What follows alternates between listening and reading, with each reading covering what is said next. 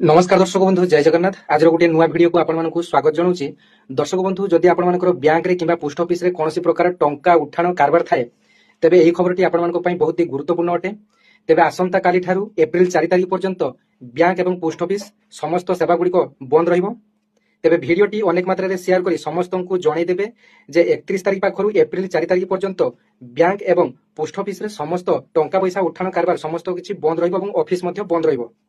तेबे आसंता काली हेउछि मार्च 31 तारिख महावीर जयंती एवं एप्रिल 1 एवं एप्रिल 2 तारिख न्यू ट्रांजैक्शन डे रही जेहेतु गोटे आर्थिक वर्ष शेष होउछि फाइनान्शियल ईयर एंडिंग रही। तेबे कौन प्रकार ट्रांजैक्शन पोस्ट ऑफिस किंबा बैंक रे हेबो नाही एवं 3 तारिख रे गुड फ्राइडे रही ऑफिस मध्य छुट्टी रही। तेबे भिडियोटी अनेक मात्रा रे शेयर करी समस्त को जणाई देबे एवं जहाँ भी किसी ट्रांजैक्शन करने चाहते एप्रिल 4 तारिख रे आपन मानकर पोस्ट ऑफिस किंबा बैंक रे आपन माने करि परिबे। धन्यवाद। जय जगन्नाथ।